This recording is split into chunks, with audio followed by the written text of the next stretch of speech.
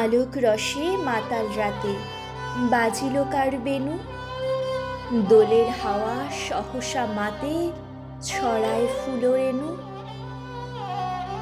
অমল রুচি মেঘের দলে আনিল ডাকি গগন তলে, উদাস হয়ে ওরা যে চলে শূন্যে চড়া ধেনু।